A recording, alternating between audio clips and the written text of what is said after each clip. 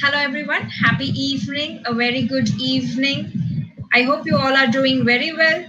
And I welcome you all to the today's session. Yes, happy Guru Purnima. Thank you, Dhanashri. Happy Guru Purnima to you too, as well, to all of you, because you learners are the ones which actually, help us learn as well. So we are students as well forever, right? So I'm glad to see you, all of you here. And I hope you've grabbed the PDF as well on the Telegram group. On my Telegram group, I've shared the PDF of the session so that it helps you in making notes as we discuss. If not, please quickly, you can grab the PDF from there, from the Telegram group, Dr. Nikita's Rad Synapse. All right. So,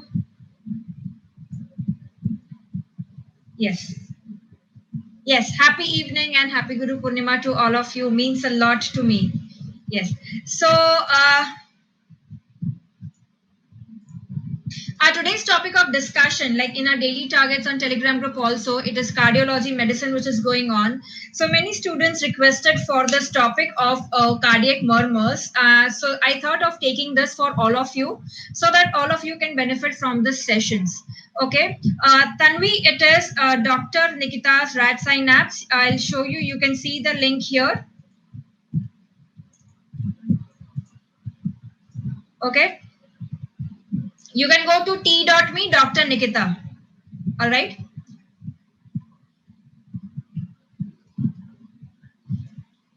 So this session, even after the session is done, when you want to revise the session, you want to watch the video again, because this video will be available for later viewing as well as recorded session. So in that case, you can directly, once you have this PDF, you can click on this link on the PDF directly for, further revision later time also, whenever you want to revise. All right.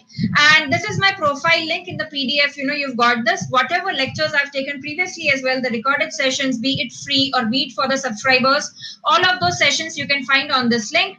And if you're not a subscriber of Unacademy and you are considering doing that, you can use my referral code for additional discount for the added benefit. And this is a recent plus course session that I had taken. So we had discussed some very important topics in pharmacology. We had discussed the anti-HIV, anti-tubercular, antiviral drugs.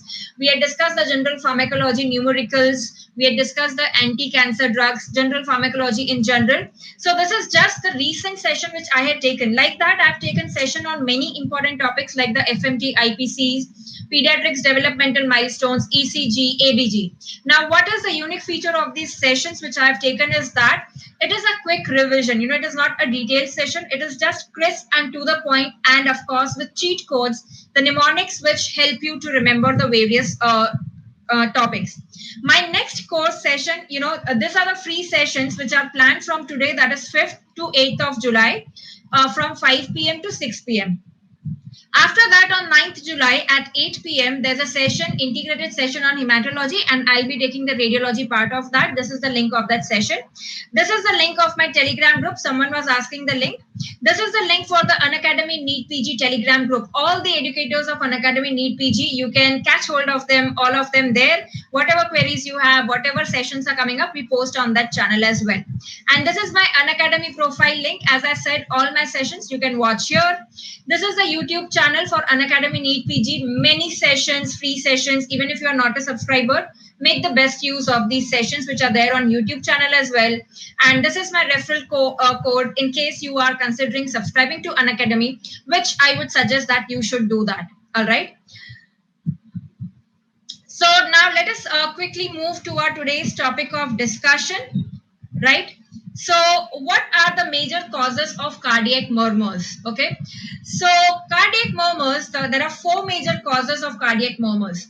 This could be either that the valve is stenosed, or the valvular insufficiency is there, or there is congenital anomaly, like there is a septal defect. Yes, let me tell you, for students who are new here, who are attending my session for the first time, I have done my MBBS from Mumbai, LTMC. I've done my MD and DNB in radio diagnosis after getting a good rank in PG entrance exam from TNMC Mumbai. And it's been 4 years that I've completed my MD in radiology. So yes, I am a practicing radiologist by profession and I am an educator by passion.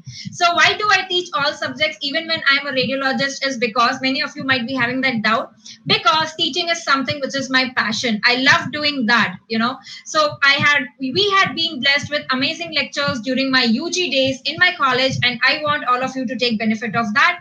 And that is why I love working on mnemonics basically. So that is why I take all the subjects and I help with mnemonics basically. All right. So let's get back to the business. Let's get back with the session. So the four major causes, as I said, it could be valvular stenosis like mitral stenosis, valvular insufficiency, which leads to regurgitation basically, so like mitral regurgitation, and congenital anomaly like a septal defect, and increased blood flow.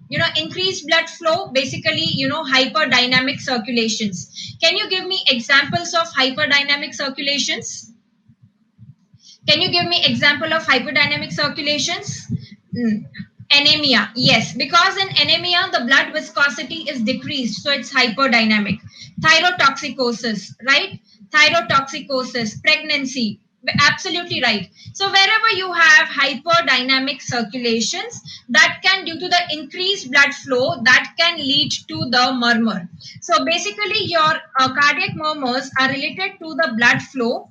Either it is increased volume, which is seen in hyperdynamic circulation, or it is increased velocity, which is seen when the valve is stenosed. We know that, consider water flowing through a pipe which is larger in diameter compared to water flowing through a pipe which is narrow in diameter. Through which of these pipes will there be, increased velocity or turbulent flow? The larger one or the narrow one?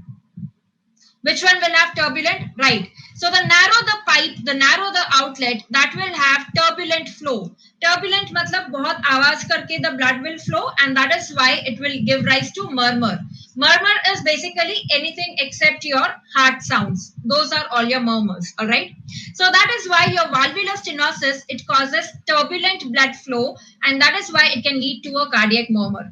The other cause of your murmur is altered direction, abnormal direction or altered direction of blood flow. So like it happens in regurgitation. It happens in regurgitation. Normally your cardiac valves, what do you mean by valves? What is the definition of valve? Valve anywhere means a one-way opening. So suppose if this is your heart which has the 4 chambers, you have the mitral valve on the left, the tricuspid on the right. So the mitral valve only opens in this direction, right? From the atrium to the ventricle, unidirectional. If it is, opening in the other way around, then it will lead to regurgitation. So altered direction, that is regurgitation, will also lead to the murmur. Altered direction can also be seen in your septal defect. So if there is a ventricular septal defect, there is an atrial septal defect. So normally the blood does not cross the interventricular septum. In the septal defect, it will cross it, and that is why we will see the murmur. Is this clear? The basics. Why do you get the murmurs? Increased volume, increased velocity, or the altered direction. All right.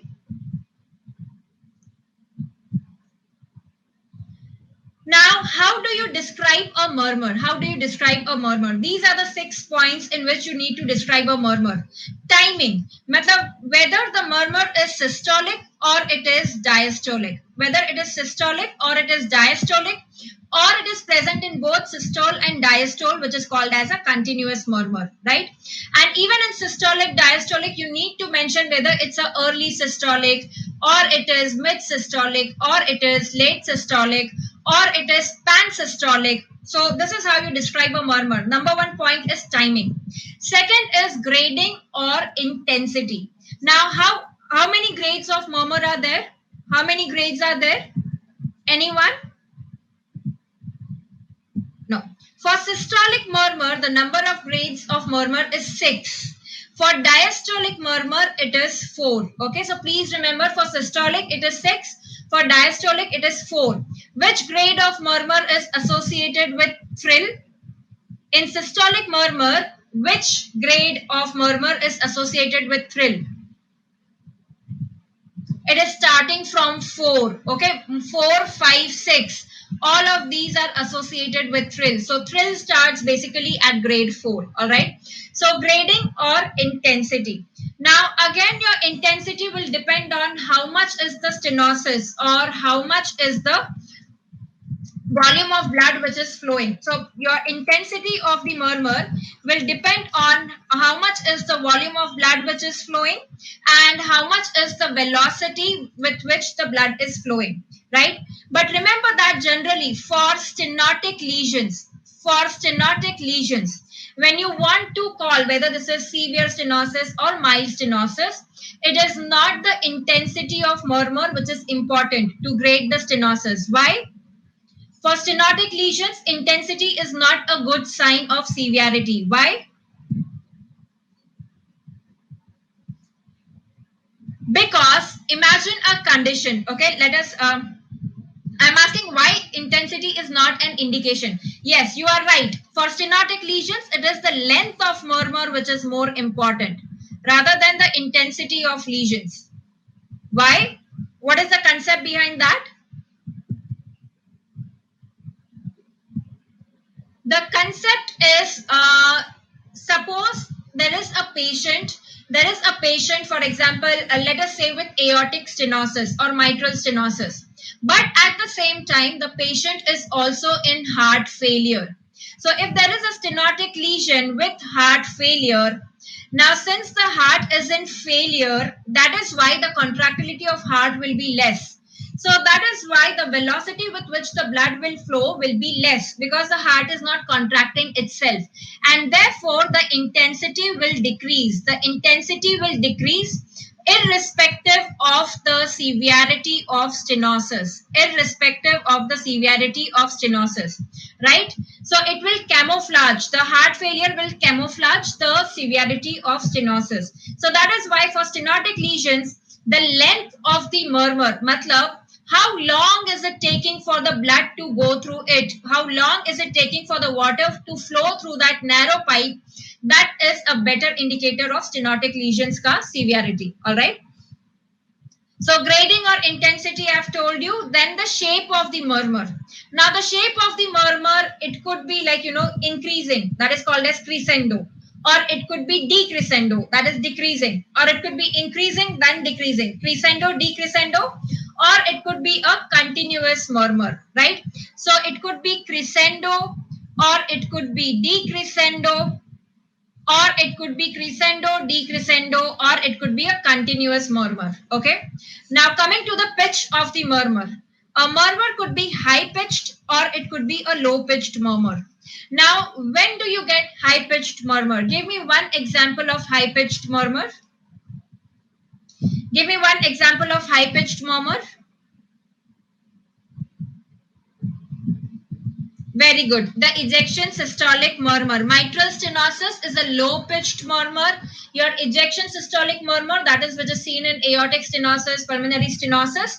So those would be high-pitched murmur. Your mitral stenosis is a low-pitched murmur. Now, why is this so? This is because the pitch of the murmur basically depends on the pressure gradient between the two areas where the blood is flowing.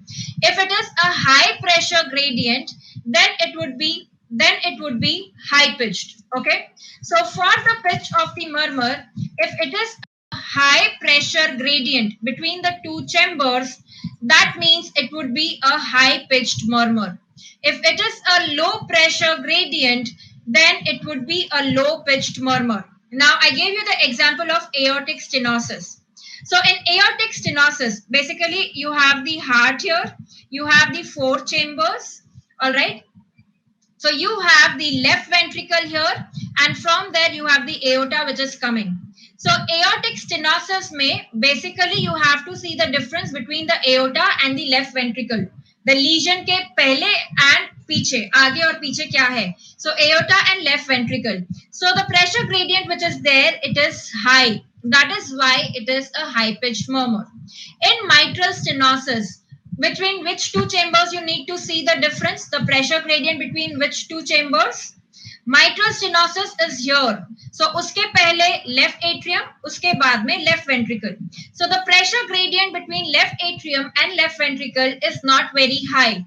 It is a low pressure gradient. So that is why it is a low pitched murmur. So please, I always say that cracking NEET PG or any exam is easy if your studies are based on only two things. Either it is concepts, where there are no concepts, it is mnemonics. Do just these two things and you will be through the exam.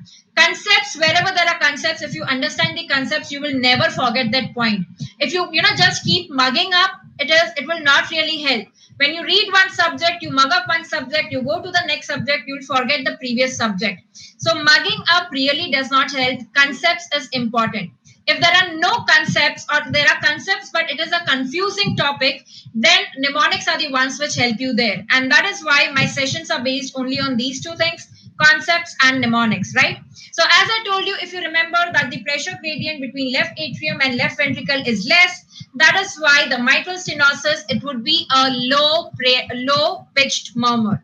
Now, which one is heard with the bell of the stethoscope and which murmur is heard with the diaphragm of the stethoscope?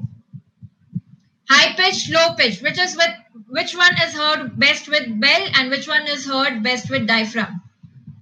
I can see some wrong answers here. All right. So again, as I told you, anything where you have confusion, please make mnemonics as well.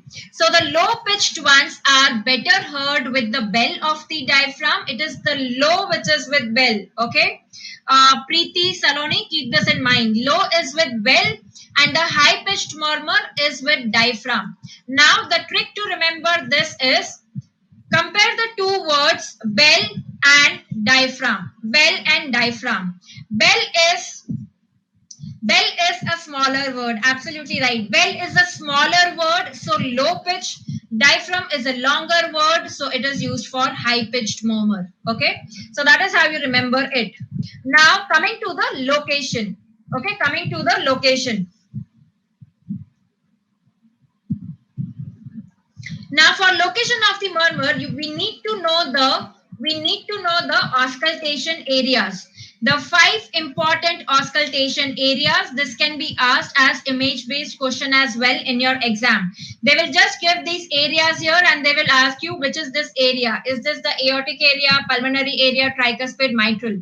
That is why you should know this image very well. You can get an image-based question on this. Okay. So you can see that the aortic area, the pulmonary area, they are in the second intercostal space. Aortic is in the right second, pulmonary is in the left second. After that, in the third left, you have E. E stand for the Erb's point. It is for the Erb's point. Okay. One murmur which is heard best at Erb's point is the murmur of ventricular septal defect. Yes, Satish, this session is for FMG students also. Be it FMG, be it MBBS, from wherever, from India, US, you need to know the basics of murmurs, the cardiology auscultation, right? Tricuspid is in your fourth left space, parasternal region, and the mitral is in your fifth one, or basically it is at the apex, all right? Now, I've told you this. This is easy to remember because you know that second से शुरू होता है, फिर आता है third, फिर है fourth, and then you have in the fifth, which is the mitral. Mitral is far away from the sternum.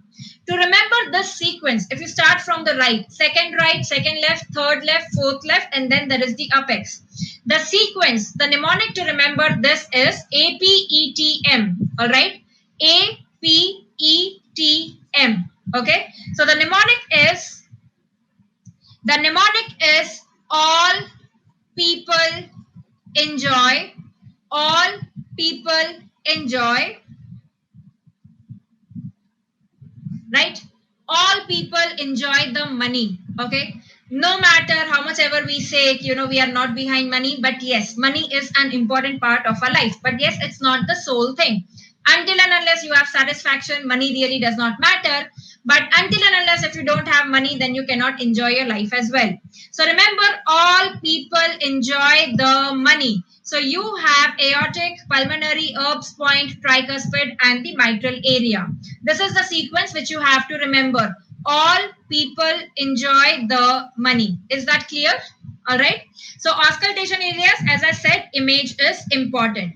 Now, what does that mean is if there is a tricuspid valve pathology, it will be heard best in the tricuspid area. That is the fourth left parasternal region, the fourth intercostal space. VSD, as I said, heard best at Erb's point. Mitral valve pathology is heard best at apex. Okay. VSD. Okay. VSD is at the Erb's point. So that is about the location. The last point is radiation. The last point is radiation. Now, this murmurs which are produced, they can be radiated to an area which is away from the heart as well. So based on where this murmur is radiated, you can, identify what could be this murmur. Okay. So can you tell me which murmur is radiated to the carotids? So that is why, it is confused with carotid bruit. We think that it's a carotid atherosclerosis, carotid stenosis, because you hear the radiated murmur to carotid. Absolutely right. It is aortic stenosis. Again, this is very conceptual. You need not aortic regurgitation, guys. It is aortic stenosis. Again, very conceptual. So you have the heart, left ventricle, and you have the aorta. Right? And from the aorta, we have the three branches from the aortic arch which are arising. Can you tell me what are the three branches of the arch of aorta from right to left? What are the three branches of the arch of aorta from right to left? Very good. It is not BSc, it is BCS. It is BCS.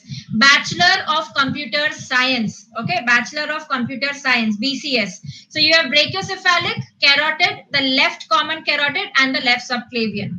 So that is why whenever the blood is going through the aortic valve, the aorta, it will go through the carotid finally. So what will happen is, if through the aortic valve, the blood is going in a turbulent fashion, then it will go in a turbulent fashion to the carotid also. So remember that it is the aortic stenosis. Why not aortic regurgitation? Because what happens in aortic regurgitation is, the blood is flowing back from the aorta to the heart, So that blood will not go into the carotid. So that will not be radiated to the carotid. So in aortic regurgitation, it is the blood going from aorta to the left ventricle. In aortic stenosis, the blood is going from the left ventricle to the aorta, and that is why then it will go to the carotid. Okay. Guys, I'm restricting myself only to murmurs in this topic. I'm not sure even that also I'll be able to complete in this session. The other signs of AR, if I go into cardiology, it will be an endless syllabus. I'll cover the rest of the cardiology, association with pulse, JVP, heart sounds, the signs in AR, all of these in my plus course, because everything I cannot cover in this 1 hour. Okay. So this is about the carotid. So carotid ka radiation will be in aortic stenosis. Now, which one radiates to the left axilla? Which murmur radiates to the left axilla? Very good, Saloni. It is mitral regurgitation. Guys, you get confused between mitral regurgitation hai ki mitral stenosis hai, aortic regurg hai ki aortic stenosis hai. Understand the concept. Now again, mitral stenosis versus mitral regurgitation. So in mitral stenosis, how is the blood going? It is going in this direction, right? In mitral regurgitation, how is the blood going? It is going upar ki taraf. This I'm telling you to understand. If you understand this, you will never forget. So when the blood is going in mitral stenosis, idhar. So is the blood going towards the axilla? Is the blood going towards the axilla in mitral stenosis? No. It is when there is mitral regurgitation, when the blood is going up. So you can see that it's going towards the axilla. Okay. So that is why you will see in mitral regurgitation.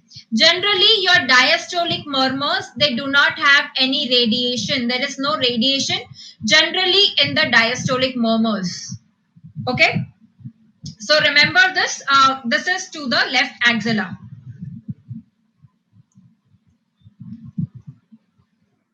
So these are the two important ones at least which you need to know. The basics I'm covering here of murmurs. Now you can be given an image based question. Murmur also can be given. So that is why you should know how to identify whether this is a systolic murmur or is this a diastolic murmur. Stethoscope user, write name in the cardiology session.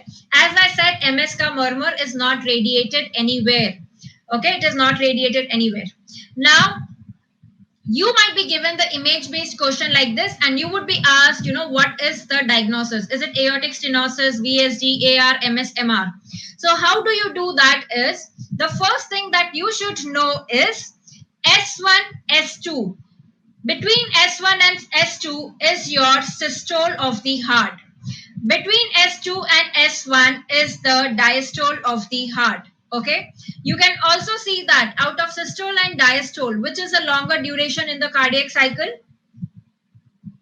Out of systole and diastole, which is the longer duration? Diastole. You can see this gap. Diastole is longer, systole is shorter, right? So if you see the murmur starting from S1, like between S1 and S2, starting from S1, then it is a systolic murmur. If it is between S2 and S1, then it is your diastolic murmur. So as I told you, you will remember this well maybe for few days, but then in the exam hall, we tend to get confused when we are under stress, we are panicked. At that time, mnemonics really help. So how do you remember that diastolic murmur is between S2 and S1, like starting from S2. So remember, diastole is di, so it is S2. Okay, so diastole is S2. So what starts from S2 would be your diastolic murmur. Okay, S1 and S2 are nothing but your heart sounds. Now tell me, S1 is produced due to what? Is it due to closure of the aortic valve, closure of pulmonary valve, opening of mitral valve, closure of mitral valve? What is S1 due to? Absolutely right. So remember that these heart sounds which you hear, the S1 and the S2 heart sounds, these are basically due to closure of the valves. These are due to closure of the valves, not opening. When do you hear a sound? When you open the door or when you shut the door, right? When do you hear the sound? During closing or during opening? During closing, okay? So during closing of the door, you will hear the S1 and S2. So please remember, again, very easy to remember, because you can get even basic question like this. Is it due to opening? You can easily rule out options which say that it is due to opening of the valve. Okay. So important trick, use the cheat codes in your MCQs, rule out options which say opening of the valve. Okay. So S1 is due to closure of the valve. So the first valve which you have in the heart, okay, if you see the heart which is there, the first valve which you will see will be your atrioventricular valves. There is atrium, there is ventricle, then you have the pulmonary artery and you have the aorta. So the first one is the AV valve. So S1 is due to closure of the AV valve. AV valve on the right side is tricuspid, on the left side it is the mitral valve. All right. S2 would be due to your semilunar valve. We call the pulmonary valve and the aortic valve as the semilunar valve, right? So on the right side you have the pulmonary and on the left side you have the aortic. Will you remember this forever now? That it is due to closure of the valves, not due to opening. S1 is first comes the AV valve, so it would be due to AV valve. S2 is later, that is the aorta and the pulmonary artery. All right.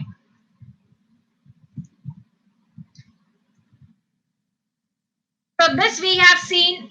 So is everybody clear? How do you describe a murmur? You describe it systolic, diastolic, low pitch, high pitched, whether it is, what is the intensity, what grade of the murmur, where do you hear it the best, where is it radiated? This is how you describe the murmur, okay? Now, let's go to each murmur. First, we will discuss the systolic murmurs. First, we will do that, all right? So, in the systolic murmurs, as I said, systolic or diastolic murmurs, systolic or diastolic murmurs, It could be early systolic, early diastolic, mid systolic, mid diastolic, late systolic, late diastolic, or these could be pan systolic or pan diastolic. But actually, you don't have any early systolic murmur, you have early diastolic murmur. You don't have a pan diastolic murmur, it is your pan systolic murmur. Okay, so in the systolic murmurs, we would see the mid systolic murmur, the late systolic murmur, and the pan systolic murmur. Okay, MK, that is what I mentioned, that S1 is due to closure of the mitral and tricuspid valve, which are the AV valves. All right. Meenal, you can get either of those. You can get direct questions as well, or you can get indirect questions like, they'll tell you all of the following are true about aortic regurgitation, except in that one of the options would be it shows late systolic murmur. So you can get questions on a topic in any way. That is why mastering a topic is important. Do not go by this notion, pre-notion कि पहले question नहीं आया है murmur पे तो अभी नहीं आएगा. Murmurs are a part of your entire cardiology. In one way or the other, they will ask you question on that. Okay. So mid-systolic murmurs are nothing but what we also call as ejection systolic murmur. So systolic murmurs, let's get back to the business. Apologies for the same. So mid-systolic murmurs are also called as ejection systolic murmurs. Then you have late systolic and pan-systolic murmurs. Let us come to them one by one. So mid-systolic murmur or ejection systolic, remember the terms mean the same. Okay. The terms mean the same. All right. Now, when do you get ejection systolic murmur? As the term says, decoding the terms, decode the terms and murmurs, you will get everything. Ejection and systolic, right? So when in the systole there is ejection happening, that is what is causing the murmur. Now, what is the systole? What contracts in the systole? Is it the atrium or is it the ventricle? When you say systole, what is contracting? It is the ventricle. Then when does the atrial contract? When does the atrial contract? In the diastole. Absolutely right. So can you tell me which heart sound does atrial contraction give rise to? Atrial contraction happens in diastole. It gives rise to which heart sound? Yes. It gives rise to S4. I've told you about S1 already, S2 already. They are due to closure of the valves. S3 and S4, someone was asking, is very easy to remember. S3 is due to the first rapid filling phase. S4 is due to the second rapid filling phase. First rapid filling we know is because of the pressure gradient between the atrium and the ventricle. The last rapid filling or the second rapid filling is when the atrium contracts and then pushes the blood into the ventricle. So S4, which is the last, is basically because of the last rapid filling phase. Okay. So since this is your ejection systolic murmur, that means the ventricle is contracting and then it is ejecting the blood. We know that when the ventricle is contracting, the blood is ejected from the right ventricle into the pulmonary artery, from the left ventricle into the aorta. So that is why the ejection systolic murmur will be heard if there is any problem in your pulmonary valve or the aortic valve. That means it is not allowing the forward flow. So that is pulmonary stenosis and aortic stenosis. Okay, pulmonary stenosis and aortic stenosis. Is it clear? No need to mug up.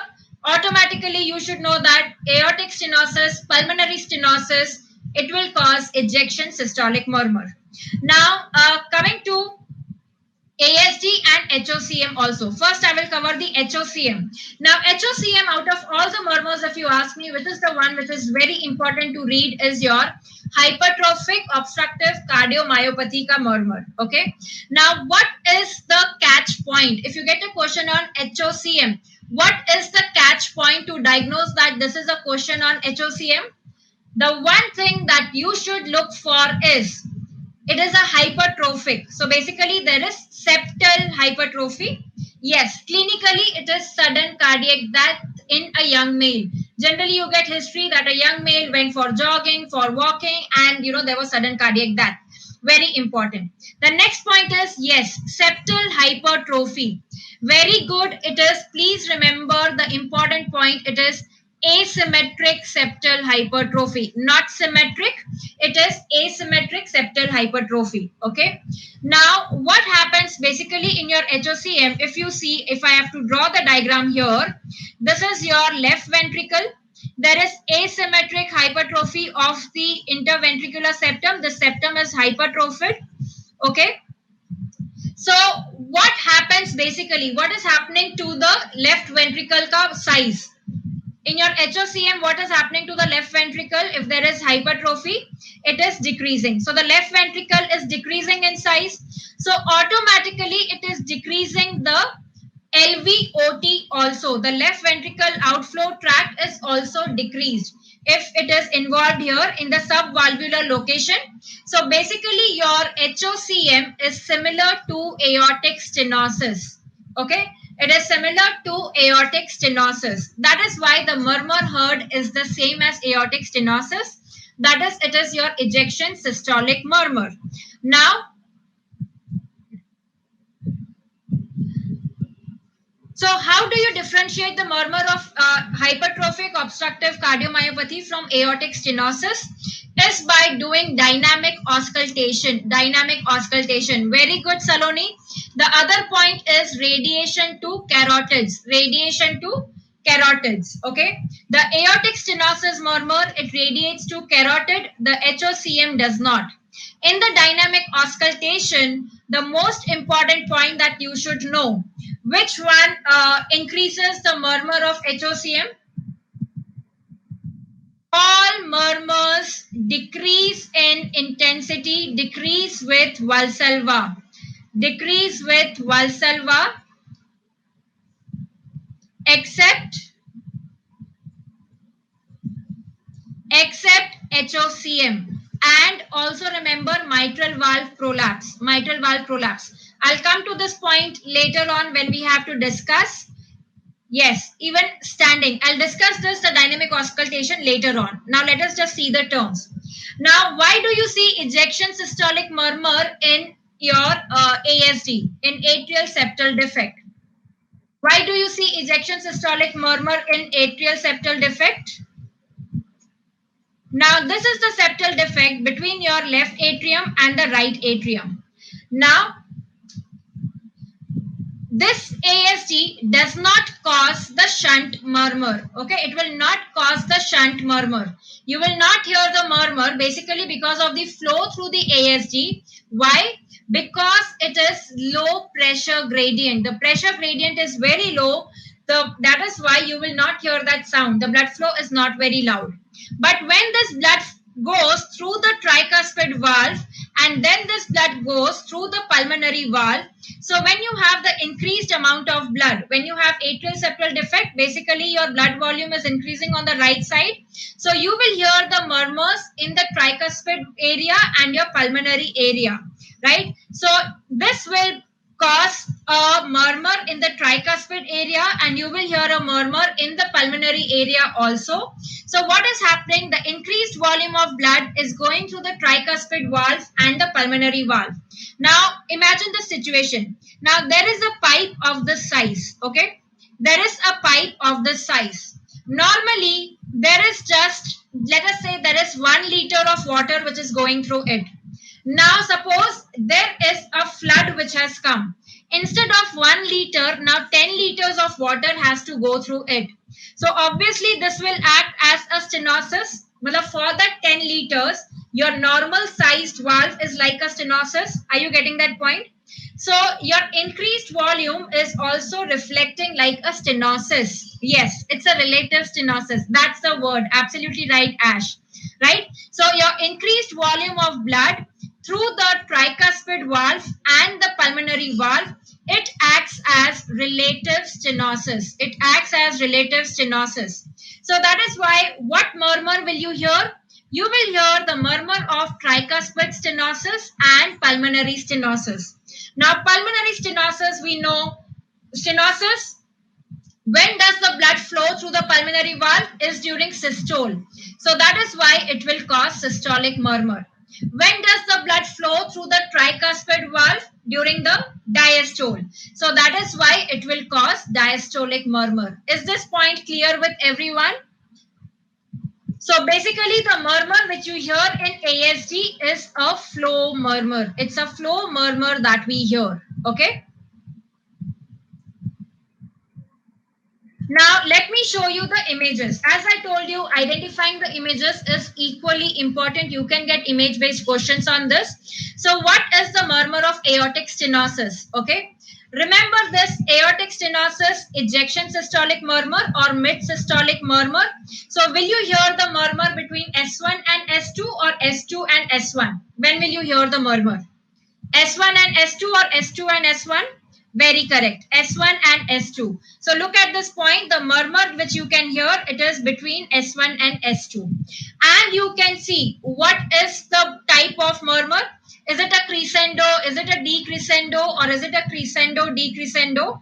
Look at this sound. It is increasing, crescendo, and then it is decreasing.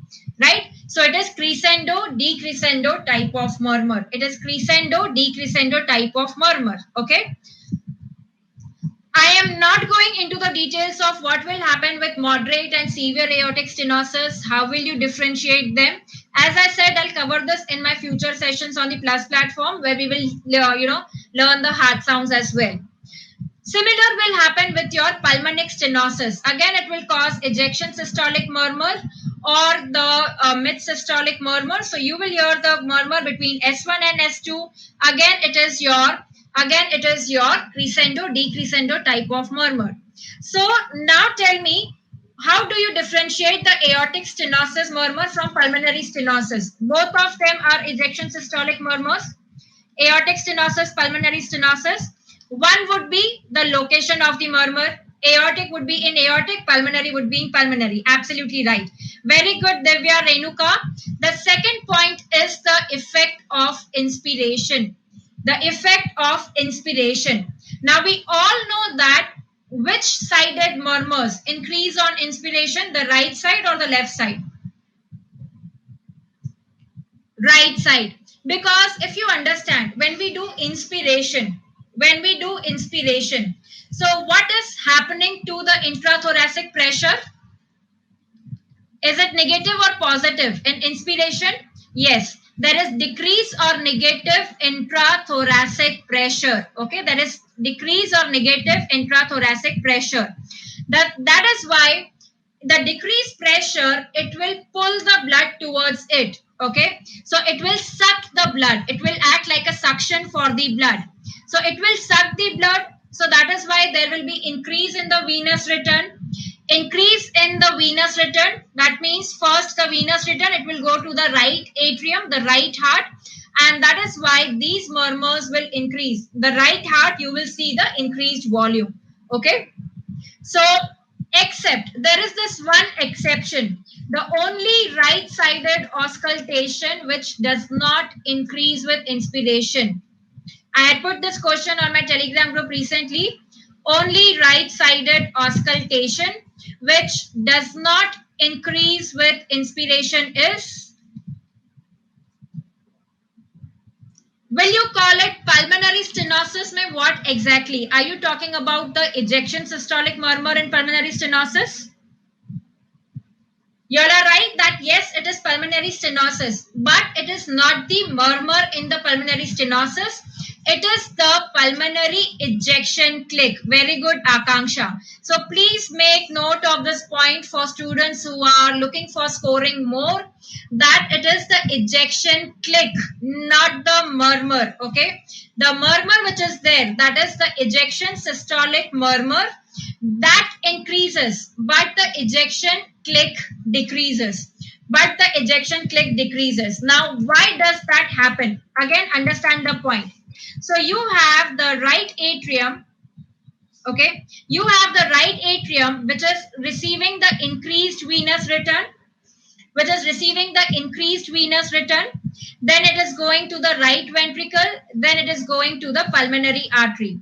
Now, because of the increased venous return, the volume which is there, the increased volume in the right ventricle, it causes the early opening. Okay, it causes early opening of the pulmonary valve.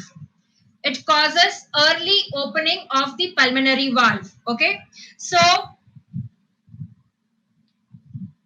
what happens in that case? Sorry for the early opening. Basically, there is early closure because of the pressure gradient. So now the best way that I can make you understand this is, I told you that you will hear this sound.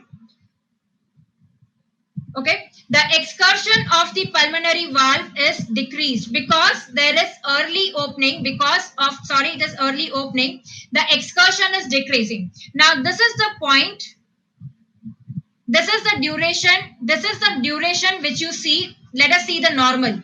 This is the duration which you see when the pulmonary valve is opening. Because of the increased venous return, the duration is decreased. Okay, the duration is decreased. Why? Because the pulmonary valve is opening early. The pulmonary valve is opening early when there is increased venous return. So there is actually decreased duration. So this early opening which is happening, it basically coincides with the atrial systole. The opening of the pulmonary valve, it coincides the early part with the atrial systole. So you will not hear during that time. In the systole, the duration is decreased. So remember that. Please make note of this point, that it is the ejection click which decreases, not the ejection systolic murmur. Okay. Coming to the murmur of ASD. ASD, remember we said that it is basically the flow murmur of tricuspid stenosis and pulmonary stenosis. It is the flow murmur of tricuspid stenosis and pulmonary stenosis. Okay. The main point, what question you get on ASD? What is the most important point that you need to know about ASD? What is the most important point? Very good. There is a fixed split of S2. There is fixed S2 split. So you can see that the ASD wala murmur does not change with respiration. It does not change with respiration. Look here, expiration and inspiration. The murmur and expiration, the murmur and inspiration is the same. Look at the S2, that is the A2P2 gap. It remains constant. This is a very important point. Please make note of this, that ASD has fixed split of S2, fixed split of S2.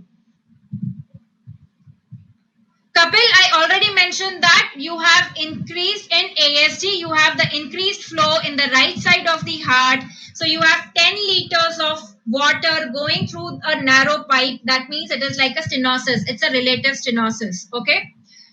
Now, distinguishing the murmur of HOCM and aortic stenosis. We said both of them, they cause mid-systolic murmur. The Valsalva will increase the murmur of HOCM. The Valsalva will increase the murmur of HOCM. So this is what you can see. Look at this murmur. HOCM, aortic stenosis, both are in systole. Both are crescendo, decrescendo. They look absolutely the same. But when you do Valsalva or even standing, as you all rightly mentioned, you can see, look at this murmur of HOCM. It is increasing.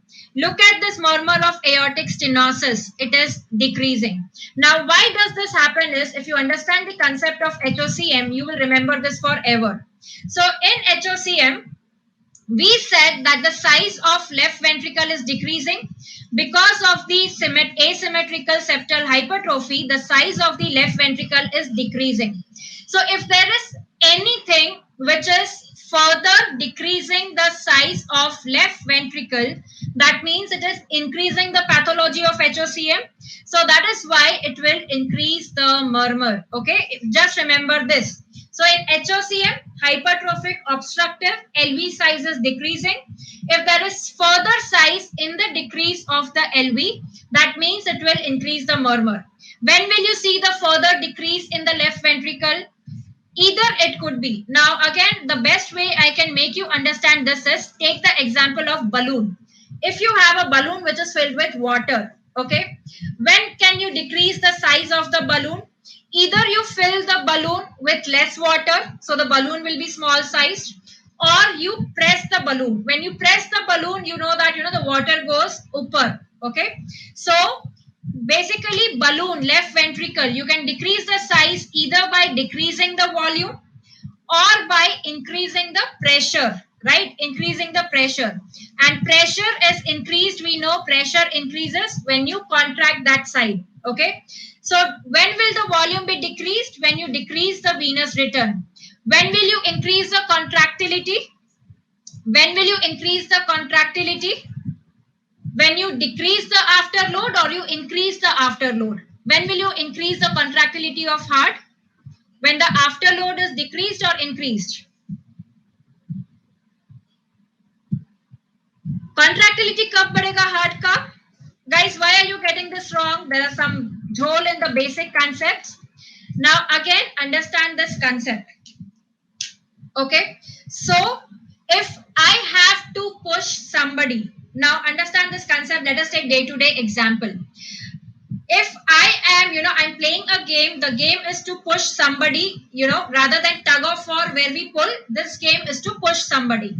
Now, when can I push my competitor easily? If the competitor is thin or if the competitor is very obese, when will I be able to push the competitor very easily? Absolutely right. When the competitor is thin.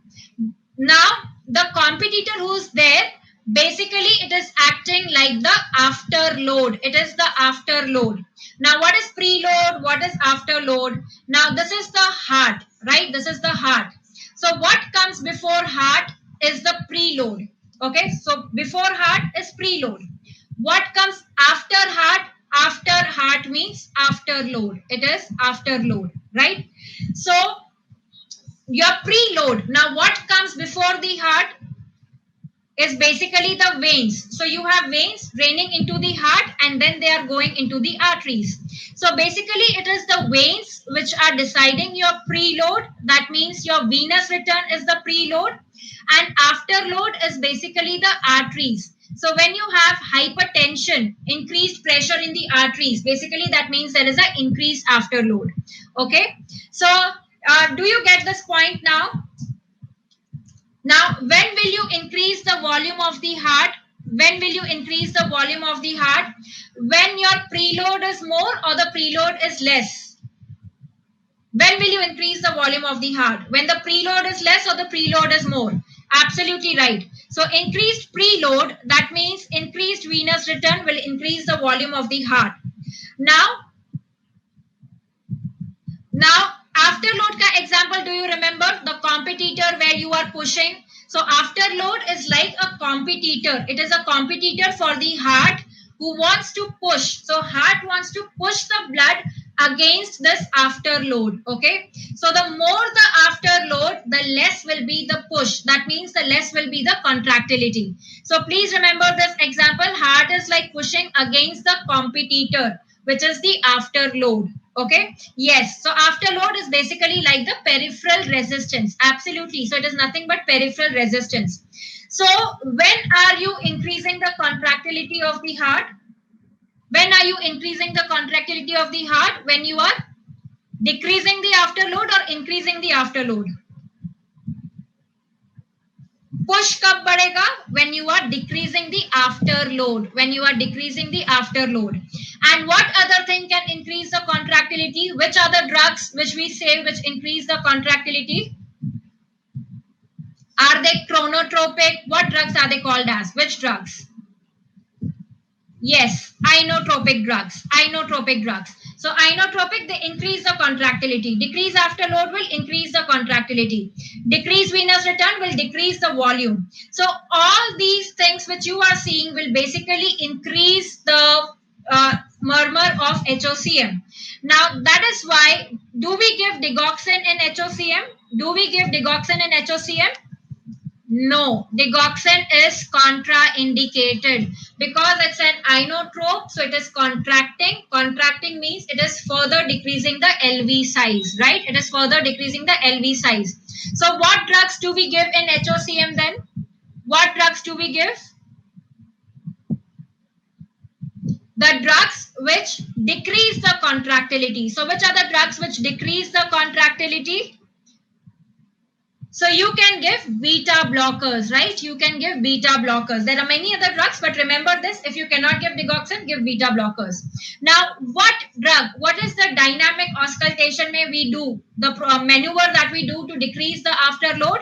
It is your amyl nitrite inhalation, right? So that amyl nitrite, it decreases the afterload, and that is how it increases the contractility and it decreases the size of HOCM. So amyl nitrite will increase the murmur of HOCM. When are you decreasing the venous return? When are you decreasing the venous return? Venous return decreasing, venous return increasing.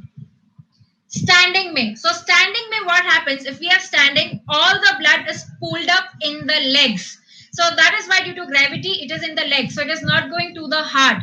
So standing will decrease the venous return. What will increase the venous return? What will increase the venous return? Leg raising, right? Leg raising. So when you raise the legs, that means you are acting against gravity. So all the blood will now come to the heart. What are you doing with Valsalvas? Are you increasing the venous return or are you decreasing the venous return? What are you doing with Valsalvas? Decreasing or increasing the venous return? Now, what is Valsalvas? What is Valsalvas? The best example of Valsalvas which you need to know is if you have ever traveled in flight, you know, when we are landing or we are taking off, to prevent the earache, we do Valsalvas. So how do we do Valsalvas? You know, we are basically, yes, it is forced, closed glottis, closed mouth, it is forced expiration. So it is, what are you doing with Valsalva is, you are increasing the intrathoracic pressure, right? So when I'm doing this, I'm increasing the intrathoracic pressure. When I increase the intrathoracic pressure, that means I'm not allowing the blood to come into the thorax. So I'm decreasing the venous return. So remember that Valsalva is basically decreasing the venous return. It is decreasing the venous return. What happens with squatting?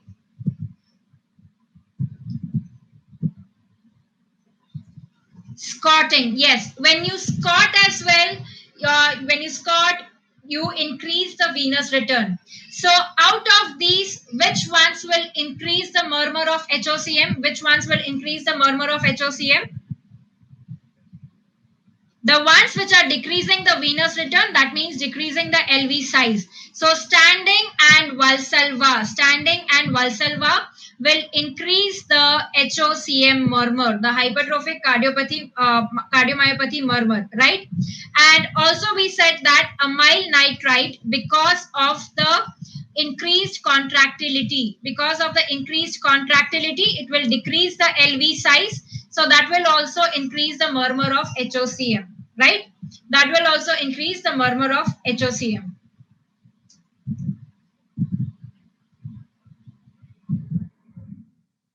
So the best way that I can tell you to remember this, the maneuvers that we do for cardiac murmurs, remember Walsh. That stands for Valsalva, amyl nitrite, leg raising, and remember this is not standing, this is squatting, and H stands for hand grip. So out of these, remember the first two which are there. Please remember this. VA, that is Valsalva and amyl nitrate, they increase the murmur of HOCM. So you can remember it is like VA, HOCM. Okay, so keep it saying again and again, VA, HOCM, VA, HOCM. So that means Valsalva and amyl nitrite will cause increase in the murmur of HOCM. Is it clear with everyone? This is the murmur along with your mitral valve prolapse, which are increased with Valsalva and amyl nitrate. So VA is HOCM and your mitral valve prolapse. Okay, HOCM and mitral valve prolapse. The other point we already said, the murmur of HOCM does not radiate to carotids like that of the aortic stenosis. It does not radiate to carotids like that of HOCM. Coming to the last part quickly, let's complete systolic murmur, pansystolic or holosystolic murmur. Now, where do you see pansystolic or holosystolic murmur? Again, take this heart ka schematic diagram. This is again systolic murmur. So what is happening in systole? The ventricle is contracting. The ventricle is contracting. And this murmur is going throughout the systole. That means throughout the systole, the pressure gradient is maintained for the blood to flow. So remember, these are your regurgitation wale, because your pressure between LV and LA, the back pressure is high when there is systole contracting happening. So your mitral regurgitation, tricuspid regurgitation, these are pansystolic. When the left ventricle is contracting, it is pushing the blood through the ventricular septal defect also throughout the systole, right? So please have this visual thing in your mind when you are reading about murmurs. Pansystolic. Systole matlab ventricle contract kar raha hai. So the backflow will happen all the time. Because पीछे जाना is very easy, right? If you have reached some point, to go back to that, to that point is very easy. What takes efforts is to go ahead, to push yourself to go ahead, right? So after load, to go ahead is difficult, but to go back is easy, right? So that is why your piche wala murmurs will be pansystolic. So mitral regurgitation, tricuspid regurgitation, or the abnormal path. You're finding it difficult to crack the PG entrance. Maybe you find the different path like doing a MBA. It is easy to do that, right? So the ventricular septal defect is like your abnormal path. So these are easy. So that is why they will be pansystolic. Mitral regurgitation, tricuspid regurgitation, to go back is easy, right? Abnormal path and to go back is easy. So, they will be pansystolic. But what are your forward wala flow, which is your aortic stenosis and your pulmonary stenosis? They will come only for some time. That is your mid-systolic murmur, the ejection systolic murmur, right? So remember, MR, TR and VSD, they are pansystolic. So again, since they are pansystolic, you can see them in the entire systole. You can see them in the entire systole, and it is a same intensity murmur. Your aortic stenosis ka murmur, mid systolic jo tha, ejection systolic murmur, it increases and then it decreases. It was crescendo, decrescendo. Aortic stenosis, ejection systolic murmur. This is your same intensity, right? It is your same intensity. Similarly, your tricuspid regurgitation also is the same intensity. It's a pansystolic murmur. But what is the difference?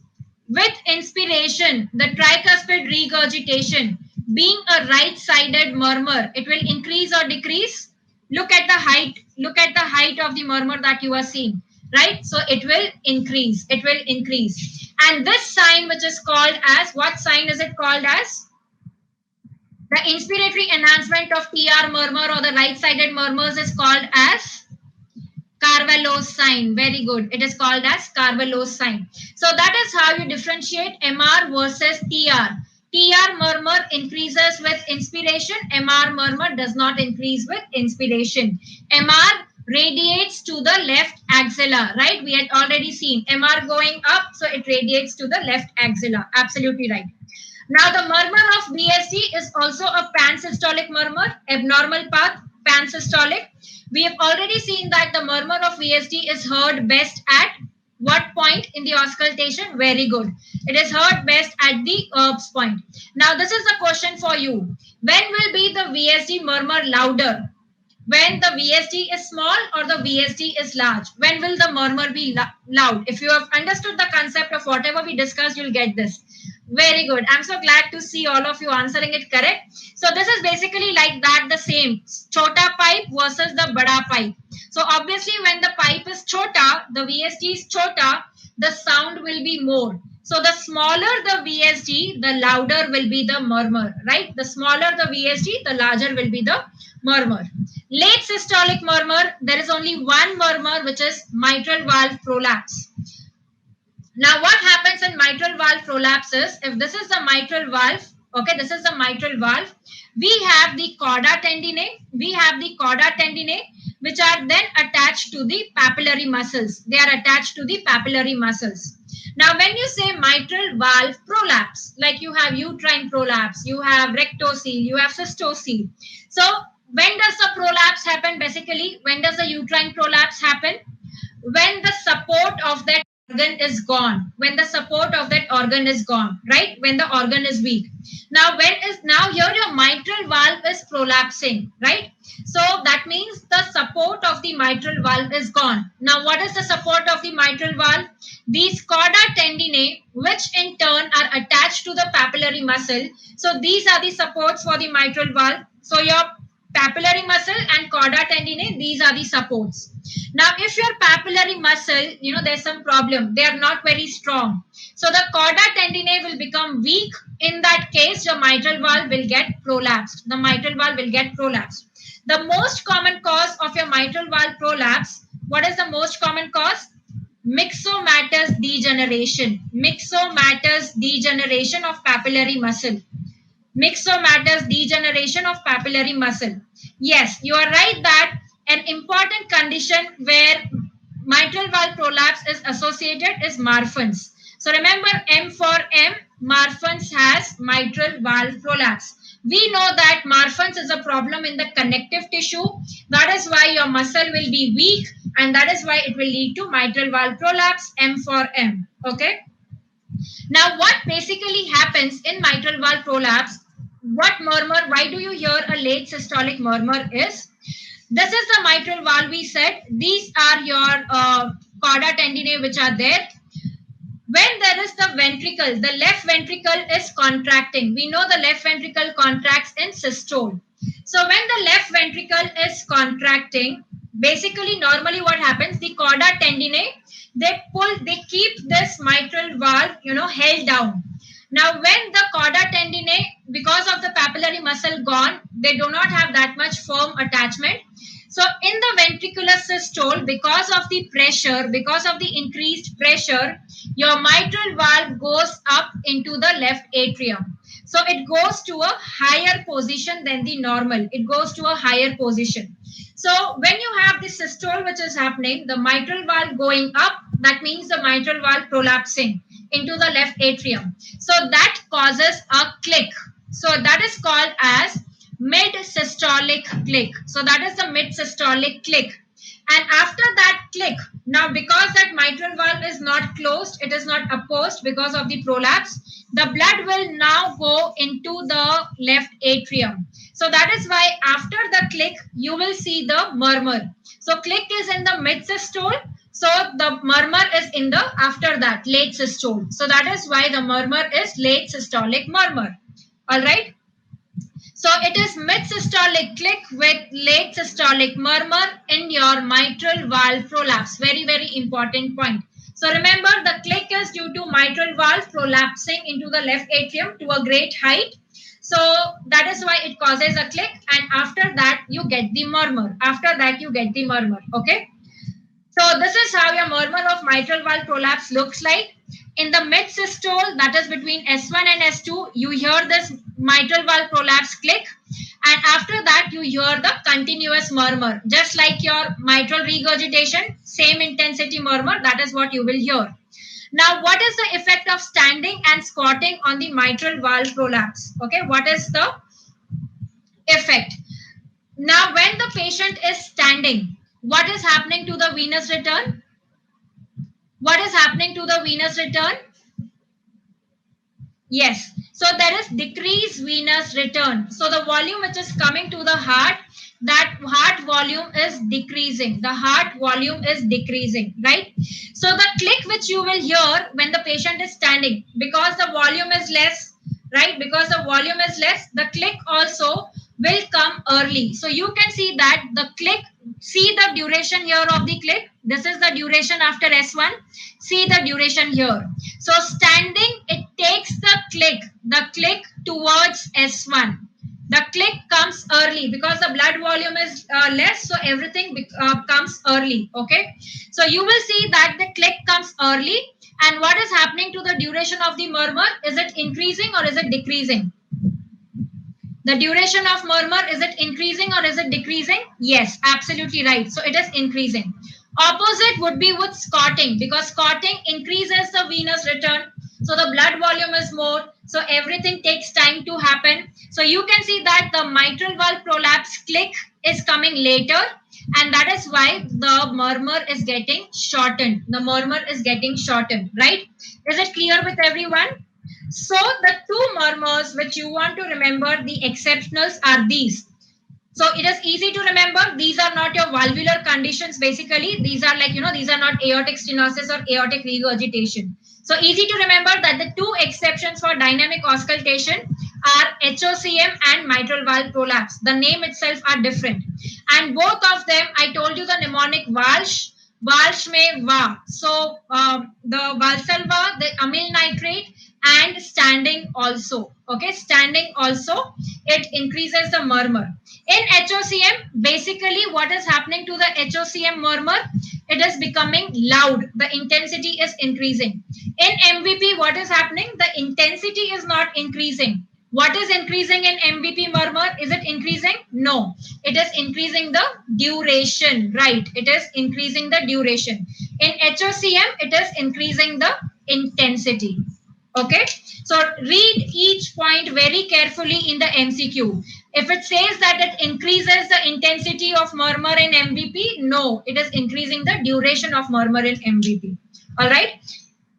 So systolic murmurs, let us just take a quick review so that you remember everything. Aortic stenosis, crescendo, decrescendo, mid-systolic murmur.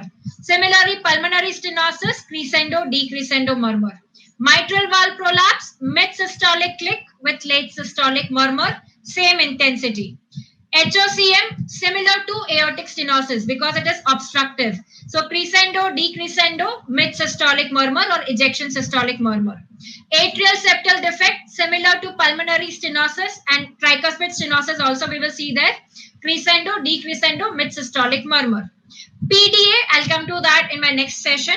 Mitral regurgitation, tricuspid regurgitation, VSG. To go back or to go on abnormal path, you will get pansystolic murmurs. So you can see these are pansystolic murmurs with the same intensity which are there. These are with the same intensity, right? Your mitral valve prolapse, similar to mitral regurgitation, it is also the same intensity. Rest of them, they are crescendo, decrescendo. Rest of them are crescendo, decrescendo. All right. So that was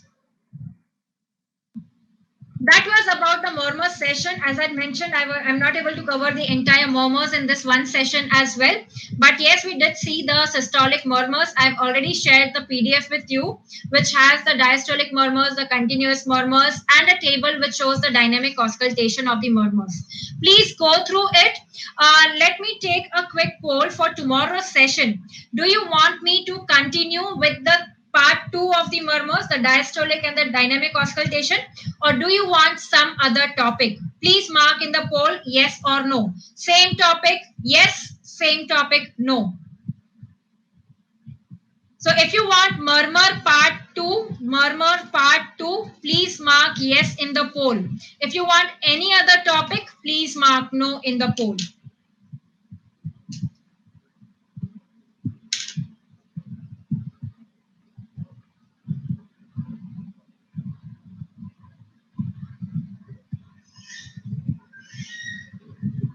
So majority of you, 85% of you are saying to continue with murmurs. So no problem. I'll do that because as I always say, your wish is my command.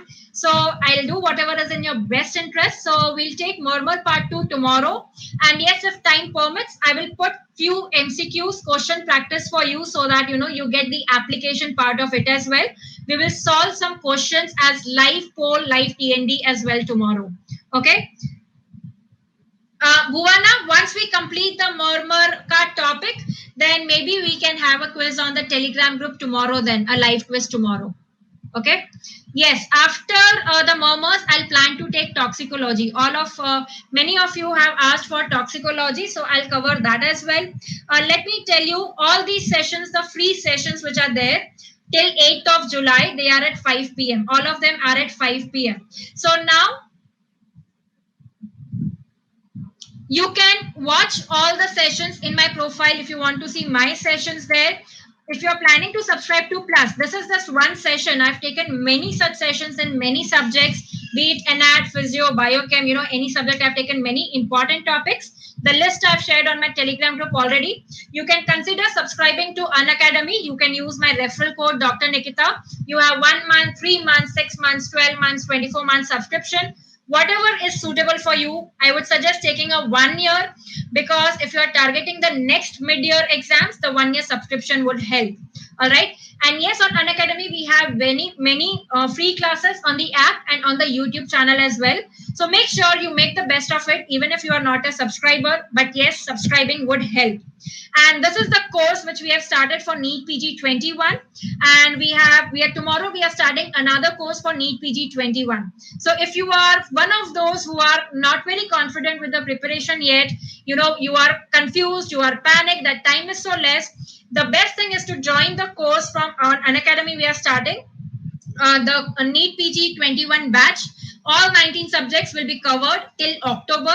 After that, you will have daily quizzes, test and discussion and everything. So if you are one of those who are late in starting studies, worry not. We are there to cover you up.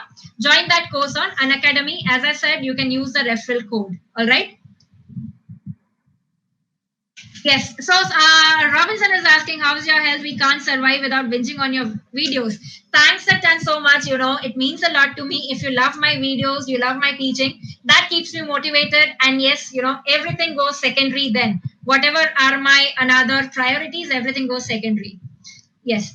So let me know, how did you find the session? You can post your reviews, your feedback on the Unacademy NEET PG Telegram group as well, so that I can take more sessions. That pushes the team to give me more sessions, and I'll take more sessions for you. All right. So that's all for today, guys. I'll see you tomorrow with part 2 of the session and some interesting questions to be solved. The live poll tomorrow at 5 p.m. again. So goodbye. Take care. Keep studying, keep revising, and keep winning. I'll see you tomorrow, 5 p.m. Signing off for today, Dr. Nikita here.